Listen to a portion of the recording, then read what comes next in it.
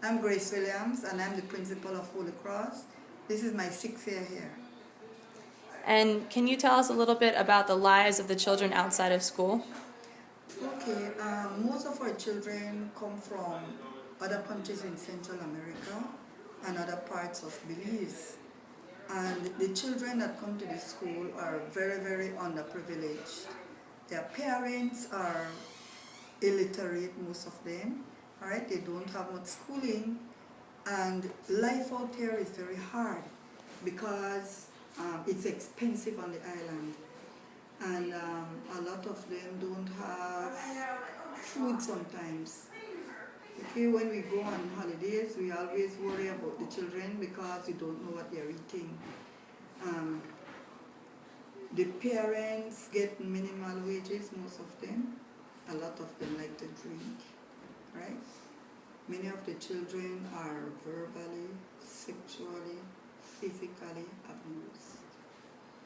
So here at the school, we try to counsel them as best as we can. When volunteers who are counselors come in, we ask them for help. We try to help them the best we can. And one of the ways we help them is by giving them the midday meal, lunch. Okay? It's very hard on us because we depend on donations to feed them, because I guess we spend at least $2,000 per week to feed them, because it's like 500 people we feed every day. So it's very expensive. And it's hard because, economies have been going down and people don't have the money to really help us a lot these days. Some weeks we don't know how we will manage, but I guess God is there for us, and somehow we do manage. But these are underprivileged children. They need a lot of help. All right, we do all we can to help them. Wherever we could, whenever we could, and we just will keep on trying. And how might a soccer camp help these children? Well, I guess it will help because they need discipline in their lives. Okay? They need to be taught that when you want something, you should work for it. They need to be taught teamwork. They need to be taught sportsmanship, because a lot of them at this point would like to be like, well, I am the star, so I am doing this all alone. They need to be taught that they need each other's help. No man is an island. We can't do anything by ourselves. All right? And especially in a community like this one behind here, they would need to be working together so that they would be able to get out of this rut that they are in. I call it a rut because it's just like one cycle going around and around. And I think this soccer camp, or this what you are having for them now, would help them, because it would be an incentive for them to learn teamwork, to learn sportsmanship, and to learn responsibility, which is a big thing that they need to learn at this time, to be responsible. What we find out is that here at Holy Cross, we are there for them. And although they don't get much support from their parents, because they have to work in order to support their families, our teachers are behind these children 100%. But then when they leave and go to the high school, that's where the breakdown is, because the high school teachers are not like primary school teachers. Okay? You do it. If you do it, it's all good. If you don't do it, then at the end of the year, when we assess you, you're out. Here, if they don't do something, we would get them, well, you won't have any break, you need to do it, you need to get a grade and whatever. But I guess if the parents were really there for them during high school time, I guess we would have a bigger rate of children graduating from high school. But it's so heartbreaking at this time, because we try to put most of them we can in high school, giving them scholarships and so on.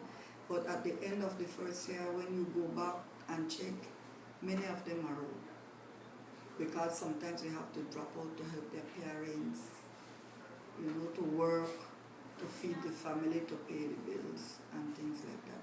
But I feel like if they have this camp and we teach them responsibility, teach them some discipline, teach them teamwork and things like that, it would be to their advantage.